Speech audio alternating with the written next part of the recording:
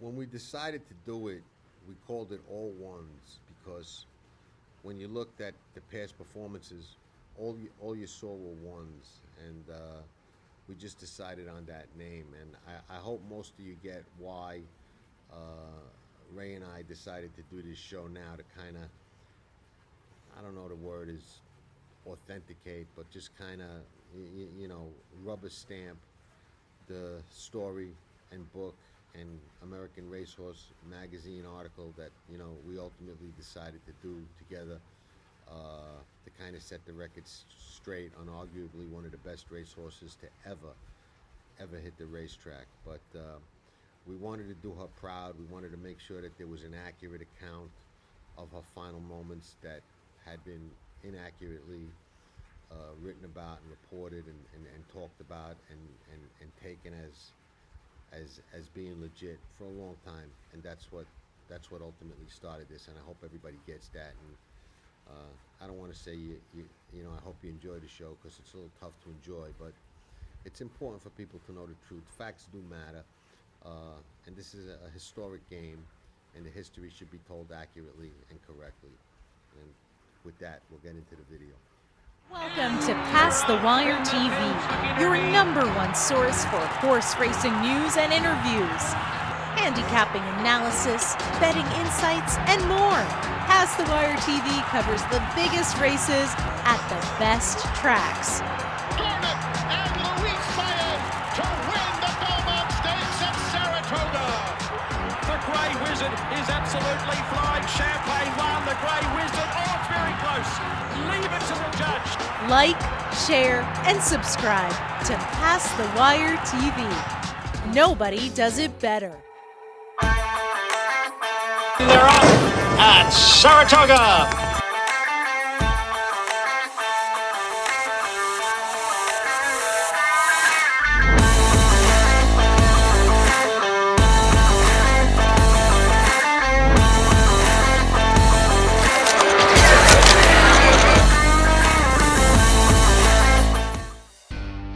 Tracking trips from Pass the Wire and the Pick Six King, John Stetton. As your handicapping partner, John is your second set of eyes on the past performances, replays, numbers, trips, and more, helping you find the angles and plays others miss. Each week you get expert analysis, smarter ways to press your opinions, and the keys to cashing bigger tickets. Tracking trips from Pass the Wire. Give yourself an edge and partner with a pro. Get a second set of trained, experienced eyes. Join today. Membership has its benefits.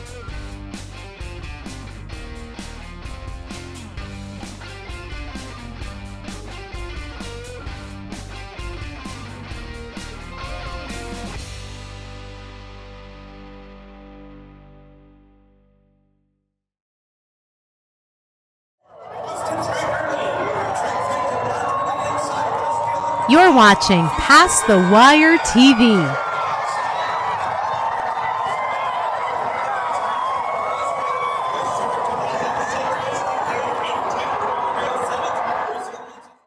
My good friend Ray DeStefano, thank you so much for joining me on this show.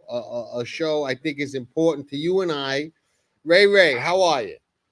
Good, John. Good. Sorry we can't get you on video. We're having some technical difficulties. Don't know what they are. Don't care. Doesn't matter. It's our show. We'll do it any way we want. So it's me and Ray. You'll have to look at my ugly face, but you'll hear Ray's pretty voice. And he's the guy with all the knowledge here, not me anyway. How are you, Ray? How's everything? You hanging tough? I'm hanging in there, Jonathan. That's all we can do at this stage of the game. At this stage of the game, hanging in there is an accomplishment in and of itself. Ray, several years ago, you and I were talking a lot, and we talked a lot about doing something, and ultimately we came to do it, and we wrote a story that turned into a book about Ruffian. And you probably have one of the most interesting and diversified backgrounds of anybody in horse racing. You've done so many things, between being part of the Naira Gate crew for so long, being around great horses like Buck Passer, so many others. Flew Slew of Gold out to Hollywood Park for the inaugural Breeders' Cup. Got a piece of Secretariat's Maine right off him when you were working with Murdy Brothers Transportation, flying horses all over the world. I mean, there's just so much you've done. If people knew half of what you forgot in racing, they would be walking encyclopedias, and we would never be able to cover everything that you've experienced in the world of horse racing. Would you agree with that? No, I can't agree with that, because you put me on the spot. I've been fortunate. I've been very, very fortunate to have been in a lot of the right places at the right time. They call me Forrest Gump. I seem to be in the right place, with the right people. In this case, not just people, horses. So, in that sense, humbly, I'll agree. You're a modest man, and I respect that. But I stand by my statement that your background is pretty much up there with the top backgrounds in horse racing. I mean, really. I love the picture of you at the finish line on the infield when Affirmed and Alidar are crossing the wire in the Belmont Stakes. Jean Cruguet gave you the goggles he was wearing when he won the Belmont Stakes and Triple Crown on Seattle Slew. Never mind that. This is actually a sad show, because with all the wonderful experiences that you have, we're approaching July 6th. July 6th of 1975, you had an experience that nobody else, well, one other person had it, but it wasn't really a good experience that we know. And it's not something that we're talking about because we want to or because we enjoy it. It's something that when we decided to write that book and story, we did it because we wanted to set the record straight about Ruffian, arguably one of the best racehorses to ever hit the racetrack. Every race that she started, she broke or equaled the track record, won, and was never headed. And I think that goes from 5 furlongs or 5.5 furlongs to 1.5 miles. Right. That's impressive enough in and of itself. But when we decided to write the book and the story, we did so because there was so much, excuse my language, bullshit and inaccurate stuff that was written, printed, filmed, and spoken about her by pundits, journalists, authors, writers, creators, you name it, that just wasn't accurate. And the reason we know it wasn't accurate is because, Ray, you are one of the few people that was actually there, and are one of the few people that was actually there that are still around. So to kind of authenticate what we wrote and put together in that book, which is 100% accurate, and the story is on pastthewire.com. I'll put a link to it in the write-up to this video. It's the most widely read story ever in the 10-year history of pastthewire.com. American Racehorse actually published it, the magazine. And I do believe, I know we sent a copy of it to Stuart Janney, who gave us a thumbs up. But I think, didn't we also send it to the Keeneland Library, and they said they were going to put it in there or not? I'm pretty sure I'm pretty sure that's the case. Yes. I mean, that's how I remember it. It was a while back, but let's go back to that fateful day. I was at the races. You weren't. You were home, but lived very close to Belmont Park. How far from Belmont did you live? From the from the stable gate fence, 100 yards, from the track itself, from say the point from where the race started, maybe 200 yards from the chute. So that was when they had that from long, the chute. right, the long one-turn chute, which they started that particular race out of. Now, you had just come back from a trip, didn't go to the racetrack that day, watched the race on television, and could actually, back then we used to have big crowds at the races every Saturday, not just for these big days, but you could hear the roar of the crowd from your house, correct? On a weekday, you could hear the roar of the crowd from the house. You know, I mean, that's how Belmont was. I mean, there was always a lot of people there. But in this case, for this race, you know, with the build-up and the hype, there was just an incredible amount of people with an incredible amount of energy.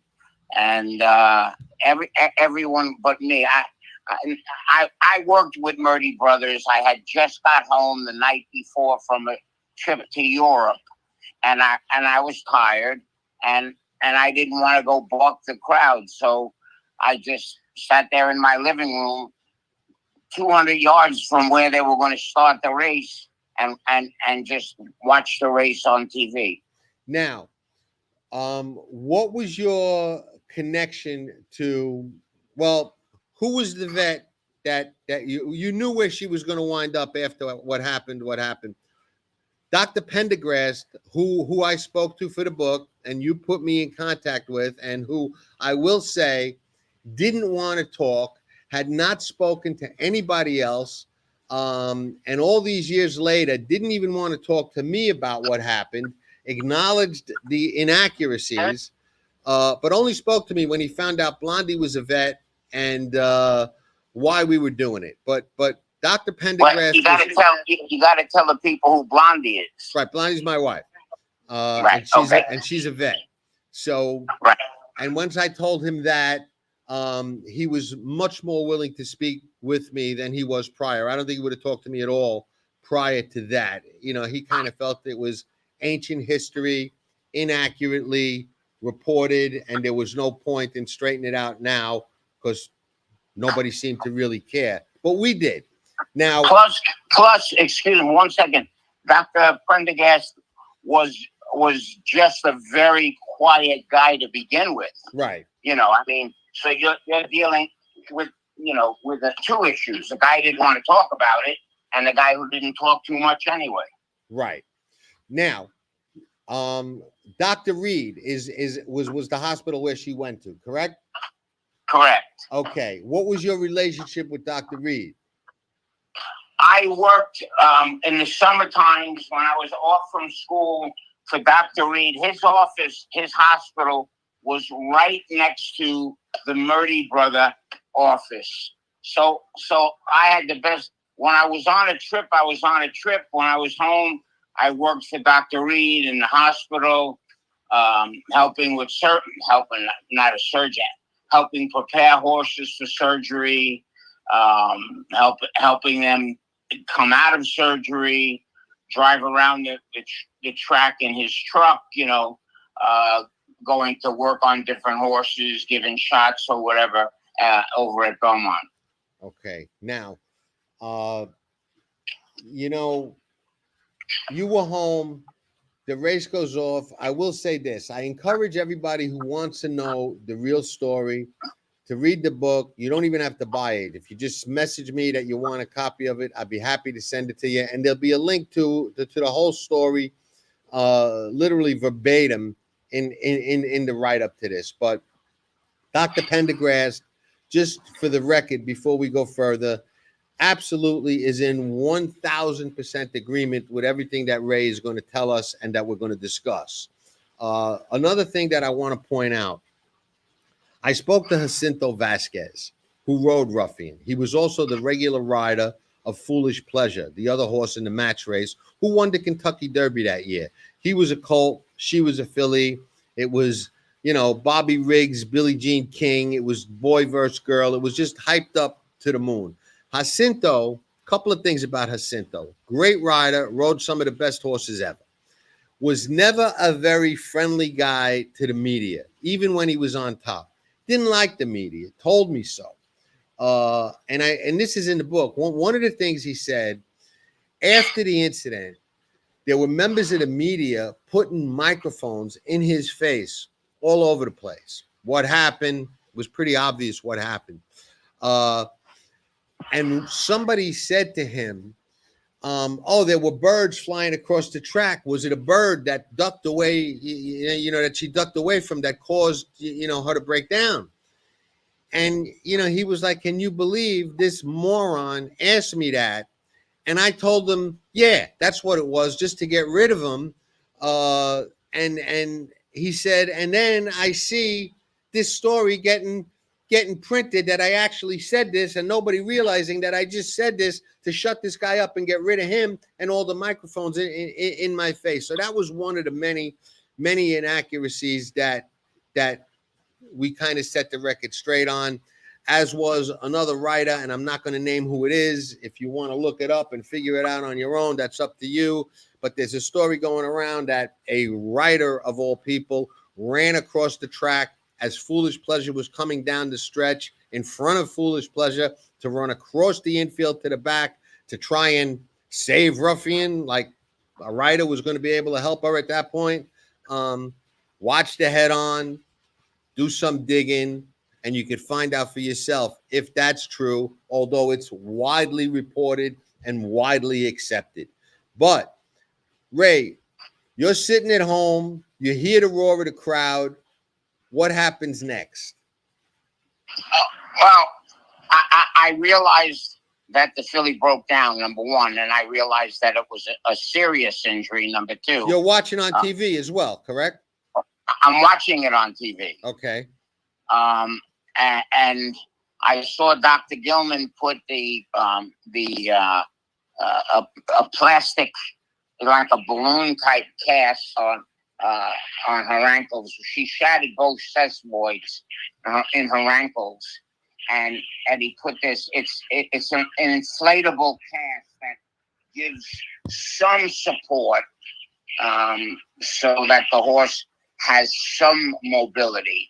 And the horse ambulance was there, and I knew that at some point, I didn't know if she was going to go right to Dr. Reed's, which is, another quarter of a mile from my house, or go back to the barn. I didn't think she'd go back to the barn, but they did.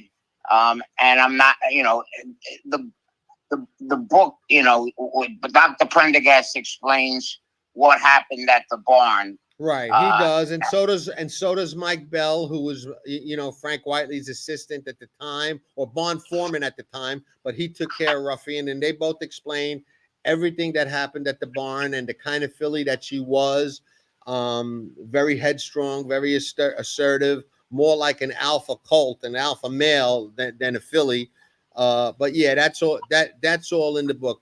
So what did you do at that point? Well, I went to Dr. Reed's hospital. Okay.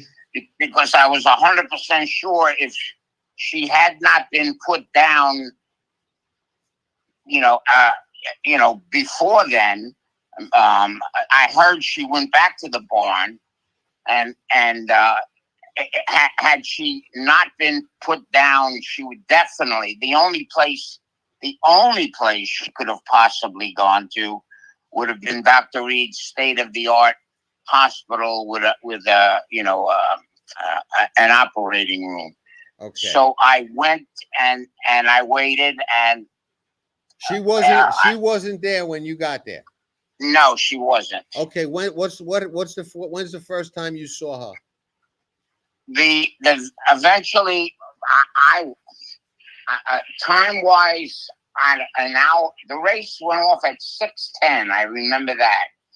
Maybe an hour and a half after that, the van pulled up with her on it. And she got out and into there was a driveway up to the ironically, the spot of the hospital, Dr. Reed's hospital, and the recovery room and the operating room and the spot where she first came up into the hospital, and the building that Murdy Brothers was right next door. That now was not. They were knocked down, and the state of the art Ruffian Equine Hospital is there. They built a very, very top of the line equine hospital, right there on the where Dr. Reed's hospital was. And she got off the van, and she was obviously limping, obviously from the look in her eyes, in great pain and shock. I don't know, more of one or the other. And usually in the prep room, you prep a horse for surgery. You take clippers and you clip the hair and you rub it down with betadine and you prepare that area for surgery. Well, in this case, there was no way, no time, and no way. I mean, she had the inflatable cast on, and it was really, it was, how can I say, the leg had no support. I mean, it was just dangling. There's no way that could have taken clippers or done anything. So they walked her right into the operating room, which was attached to Dr. Reed's office. The operating room, then his office, and then the reception area, and then in the back, the lab. And so they walked her into the operating room, and got her ready for surgery. Ready in this case, there's a table on the floor that lifts. A table, a little bit bigger than a horse. Right. And the idea is to get the horse on the table, and then strapped down, and then lifted to a height where she could be operated on. So, well, let me stop you there. Well, I don't want to get too much into the operation. That's all in the book. Dr. Hardhill was there. We explained that and who he is. Dr. Reed was there. Dr. Pendergast was there, who was her regular vet. But let's pick it up, okay? Post-surgery, the operation's over. She goes into the recovery room where literally 25 to 30 people claim to have been, okay? And watched.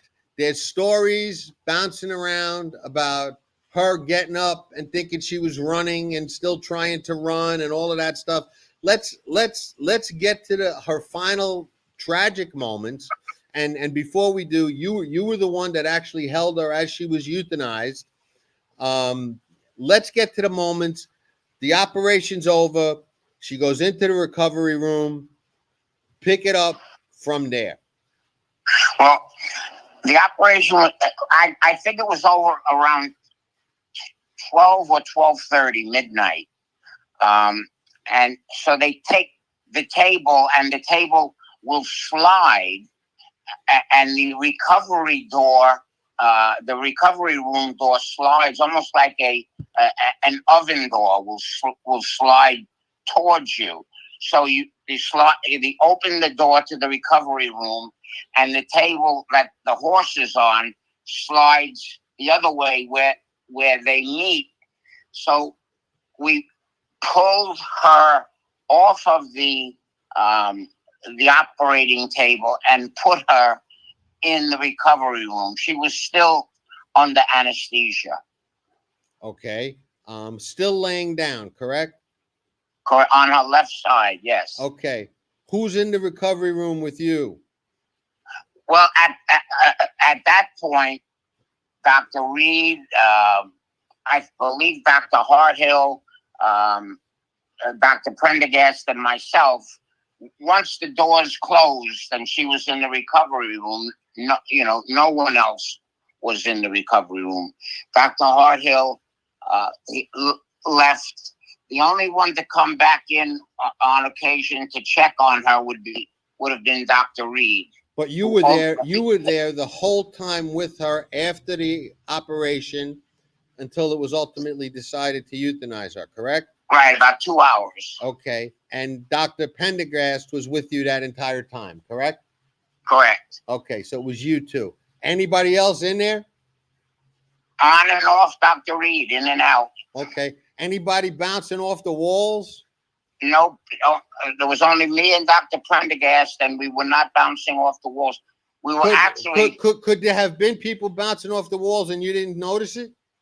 Oh. No. I don't think so either. And I don't mean to laugh at a tragic thing. We're really doing this to set the record straight and for her to preserve her legacy. It did come out later, and Dr. Pendergast did tell me, I forget who it was, but it was one of her relatives in particular. I don't know if it was Near East or another shenanigans.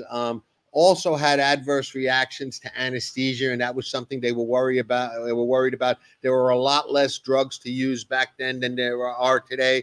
But basically, I think it was her brother, Reviewer. Reviewer. Thank you. Had a bad reaction to it. Correct. Now, what were the problems in the recovery room that you were dealing with, that Dr. Reed kept coming back and dealing with, and ultimately what promulgated the decision that there was really no option at that point but to euthanize her? Well, when she started to come out of anesthesia, out of panic, out of fear, out of pain, who knows? She started to thrash.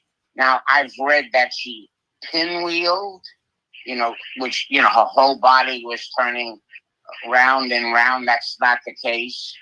I heard she was laying in a bed of hay. There was no hay in the recovery room. It's just like a thick rubber mat. There was no hay. I heard that the grooms were in there and said, "Oh, look, she's still trying to race. She's still trying to race." That there was people being flung off the walls, which everything that I read, was nonsense, was made up. There was people who say they were in the recovery room that were never in the recovery room. And I don't even know where they were, even if they were there. But that they were down the street at Esposito's bar, where everybody was. A lot of people were down the street at Esposito's bar. A lot of people were outside, in the street waiting for word. And there were a lot of people inside Dr. Reed's, office in the reception area. But if everybody who said that they were in the recovery room was in the recovery room, I don't know how to explain it. What I said in the book was we would have had to do the surgery at Yankee Stadium if everybody who said they were there. But everybody was in the recovery room. Everybody was looking through the windows. There was only one window to the recovery room, and that was to the door that the vet would come in and out, like where Dr. Reed could look in, if he need to look in, and if he didn't come in, there were no. It was almost like it was, a recovery room, surrounded with windows, like a baby's in the hospital, a nursery where there's all glass and people can look in and see the babies. And that wasn't the case at all. Right. That's not the case. Now, while she was thrashing, which is almost, I don't want to say normal, but not really unexpected, coming out of a surgery like that, especially at that time. What started happening with the cast? The cast started to loosen, and at first it was from below the knee to down to the ankle, and the foot where the injury was, and the injury was in the ankle.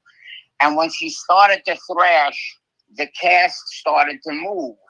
And first it came down the leg maybe 2 inches, and then it came down the leg maybe 4 inches, and then maybe it came down the leg maybe 6 inches, which, I was a college student.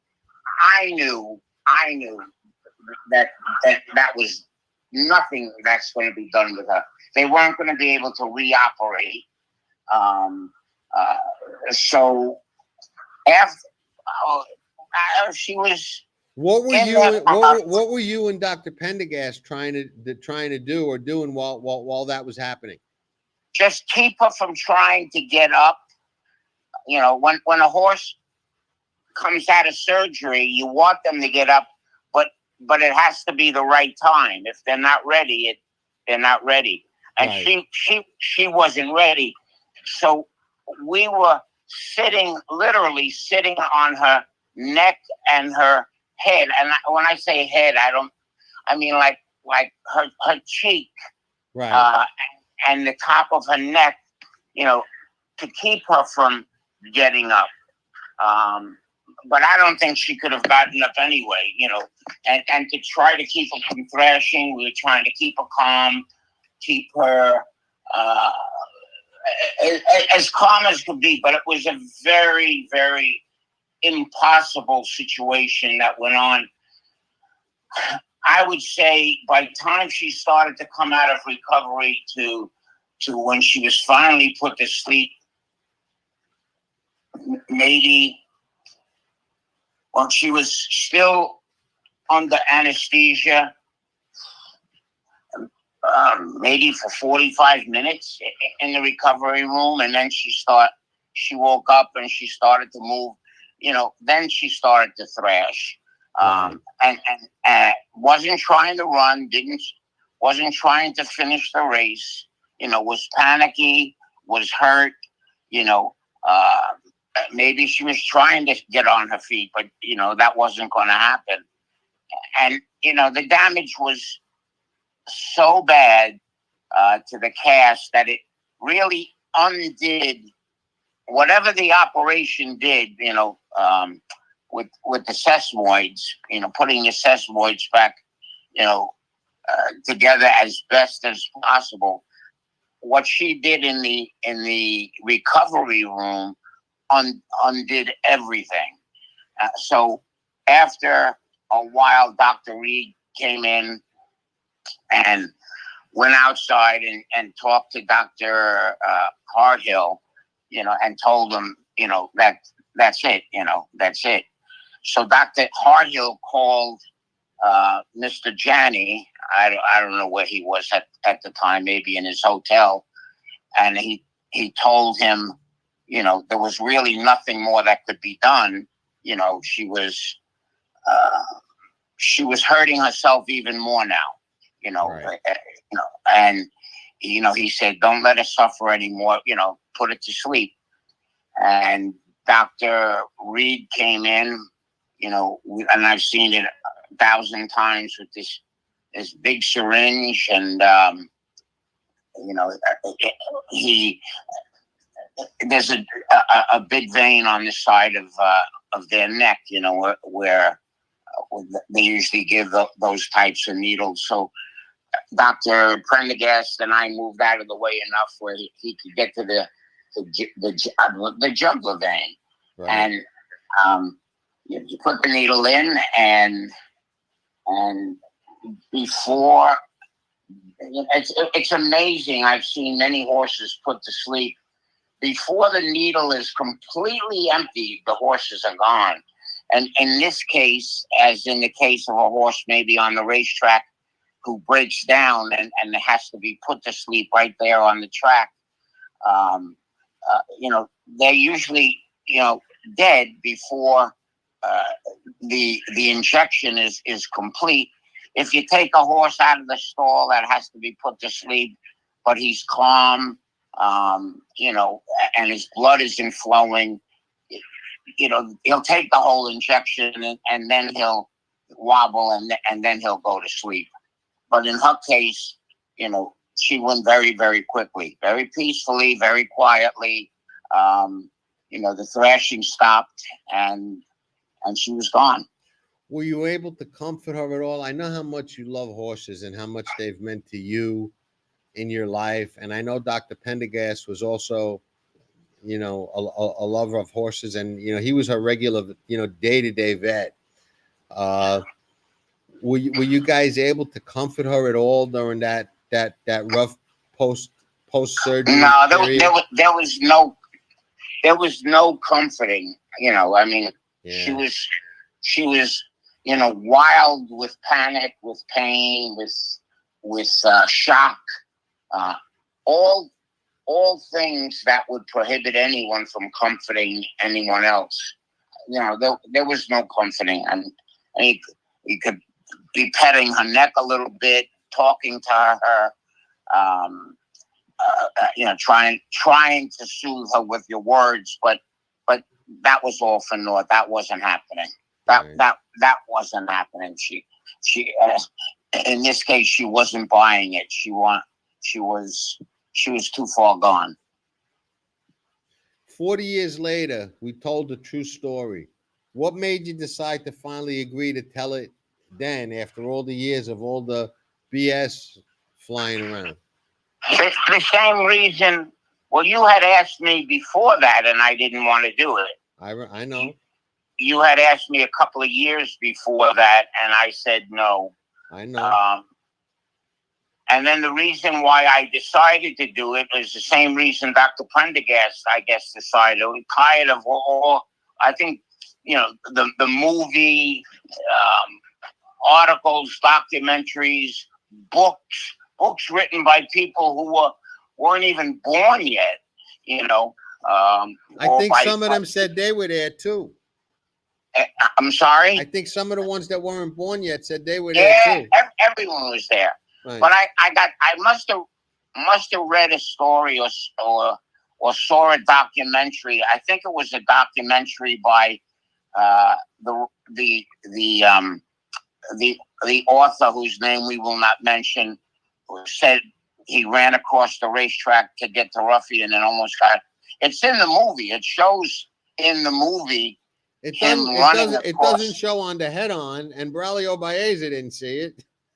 No, but it shows, Hollywood put him in there, and he almost got run over by foolish pleasure, which was nonsense. Well, did you ever ask Baeza about that? I did. Yeah, I asked him the same question. What was he thinking? I didn't see anybody running across the track. And he said there was nobody running across the track. There was nobody running across the track. And he's a quiet guy, so he didn't elaborate.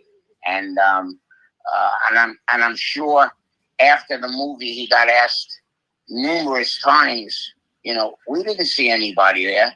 Well, that's because nobody was there. The reason that I wanted to do it is that horse racing is such a historical game. I mean, we have such a long history. This year alone, we ran the 150th running of the Kentucky Derby. It's 150 years of history right there, and that ain't even the beginning of the sport. You would think that a filly that's arguably the fastest and best to ever step on the racetrack, you would think that the sport and that horse racing writers and journalists would want an accurate account, would want to, accurately portray, albeit a tragic moment in history, but a moment in history that I think you would want to preserve.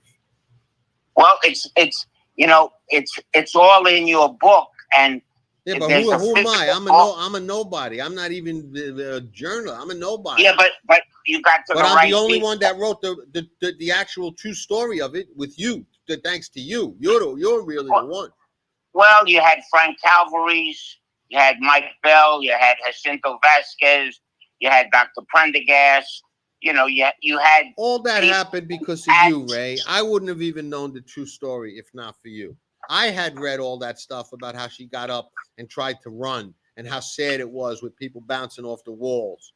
And that's what made me want to get you to do it so bad for all those years, because I'm like, how could people think this? How could the game allow people to think this when it's completely not what happened? And here's the guy that actually held her as they euthanized her, and nobody even talking to him. Nobody even talking to Dr. Pendergast. When I spoke to him, hardly anybody had ever even spoke to him.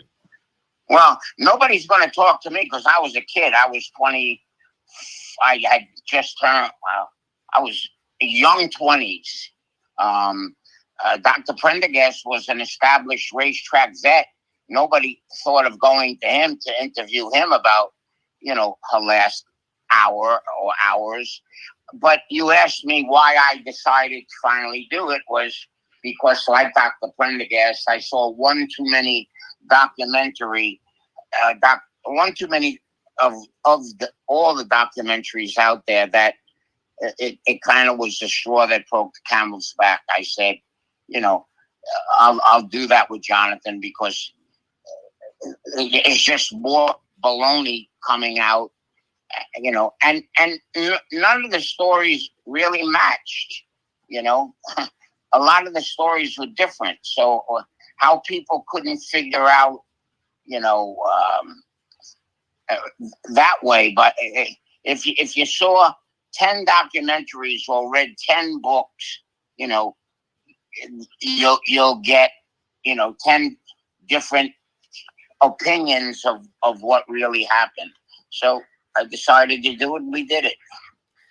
Yeah, and I'm glad we did. And I mean, like I said, it was the most read article. Several 100,000 people, maybe up to 1 million by now, read the article, which is a heck of a lot for Past the Wire. But hopefully now more people will read it and know the real story. And maybe this video will make some people know the real story. Maybe the Racing Museum will do something along those lines, or somebody will send it to Wikipedia or something like that, where it's just some way more what really happened is more accurately preserved for just the integrity and history of the sport. I think she deserves it. We called the story All Ones. Remember that? And the reason we called it All Ones is because when you looked in her past performances, that's all you saw were ones. Every race she finished, she won. She'd never been headed. She'd always been on the lead. She broke or equaled the track or stakes record every time she ran, 10 for 10, I think it was. 5 furlongs to 1.5 miles. You don't really see that, and that was only into her 3-year-old career. And back then, horses raced a little longer than they do now. So who knows how good she could have been at 4 or 5 or anything like that. And, Mike Bell, who was, Frank Whiteley's foreman at the time and knew her very well. Like I said, and you'd seen her, you'd been around her, and Frank Calvaries on the gate crew, said the same thing. She was like a stallion, she was an alpha. She was, you saw her coming up, and she just looked like an alpha male, let alone like a 3-year-old filly, Well, that was the only time I had anything to do with her. I never had any contact with her at all until her last few hours. Right. never went to Frank Whiteley's barn to see. I've been to Nehru's barn to see Dr. Fager. I've been to Neloy's barn to see Buck Passer, but I would never go. Frank Whiteley was not a warm and fuzzy guy, and I didn't want to get him. I never went to see her. I never went to see her. Right. The only time I saw her, the first time, was when she got off the van. Yeah. It's sad, with all your great experiences and great moments in the game that you saw, and even now are still seeing, because Winstock won the Los Alamitos Derby last weekend, and you have shares in Solimini, the sire, who also won the Los Alamitos Derby, I believe, and was disqualified, if memory serves correct. So you're still all these years later sharing good moments, but fate is a funny thing, and your fate brought you to one of the most tragic moments in the history of our sport, and you played a pivotal role in it. I mean, you're the guy that held Ruffian when she was put to sleep, and that's again, a tough pill. That's a tough pill, man. Being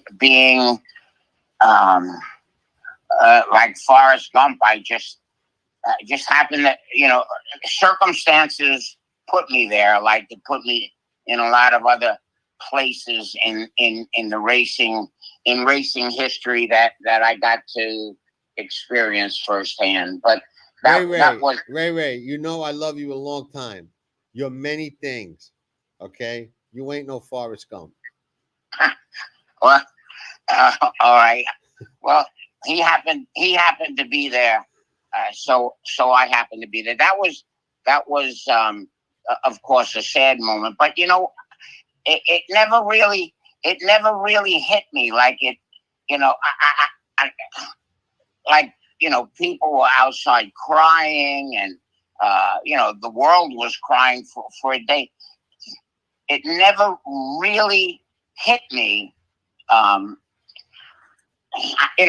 felt bad, terrible.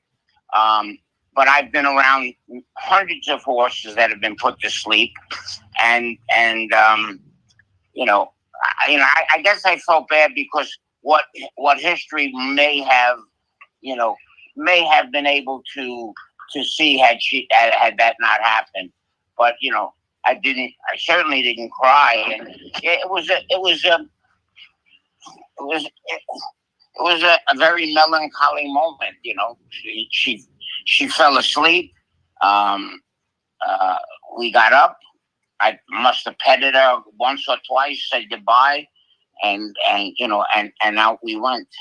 Well, she was in good hands with you at the end. I will say that. I did cry. I was at the races, and when it happened, I had no idea what was going on. Ultimately, people learned they were trying to save her, but I was pretty much in my own mind sure that she was done when it happened. I was surprised they were trying to save her, and I was not surprised when I found out that it didn't work out. I didn't expect that something like that. And I was young at the time too. I was 13, 14 years old. So I already, knew enough, and had seen enough to know that didn't look to me like a survivable injury on the racetrack. But any other horse, and I've seen it, from the years working on the starting gate, I saw a lot of injuries on the track. Some worse, some the same, some not even as bad. But if that happened to any other horse, that injury, that horse would have been put down right then and there on the spot. They would never have tried to save. They would have never. It was such a long shot. It was such a severe injury that if it was any other, claiming horse, allowance horse, even Another state's horse, they would have, just made the decision to put it to sleep right there on the spot. That was a very rare occasion. Very rare occasion. I agree. And Ruffian, thanks for all of your memories. Thanks for the joy that you gave us on the racetrack. And like I say in the book and in the story, I hope that Ray and I, telling your story the way that we did you some justice, that you certainly earned and deserved. Ray, thank you so much for jumping on and kind of telling this story. I know it's not a fun thing to talk about for either one of us, but I'm glad that we did it, and I thank you for doing it, man. You're welcome, Jonathan. I'm happy to have done it, and I'm glad I decided to do it, with you a couple of, or however, 5 years ago, to do the story in book form and on Past the Wire. So that's the story, people. Anybody wants a copy of the book, just send me a message. I'd be happy to send it to you. There'll be a link to the entire story, which is much more in depth, much more involved, in the write-up on this video. Welcome to read it, leave a comment. I hope everybody gets why we did this. And thanks everybody for listening. Okay. Thank you, everybody. Thank you. Thank you, Jonathan. They're off in the 2023 First Crop Sires race. Maximum Mischief makes the lead with the most 2-year-old maiden special winners by any sire. On the backstretch, Mitoli and Omaha Beach close the gap with stakes performers from coast to coast. Vino Rosso finds his best and leads on the turn with 4 Grade 1 colts on dirt. But it's Mitoli with his 3rd TDN Rising Star, your champion freshman, leading an impressive Spendthrift Superfecta. With new DRF All Access past performances. With one best-in-class product, you now get all 3 past performance formats. Go to drf.com and use coupon code 1FREEPP for a free single card today. Mini, a top 10 first crop sire in 2023, standing at McMahon of Saratoga. 14 first crop winners, including My Shady Lady, winner of the $500,000 New York Stallion Series 5th Avenue Stakes, Grade 2 winner Winstock, and Stakes winner Solo Shot. Solo Mini, the 7th leading freshman sire and the only top 10 freshman sire with a Grade 1 or Grade 2 winner. He sired a $700,000 2-year-old at the OBS April sale. His juveniles sold for nearly 6 figures on average, more than 12 times the stud fee. Solomini, a controversial DQ from being a Grade 1 winner by 2-time Horse of the Year Curlin, standing at McMahon of Saratoga Thoroughbreds.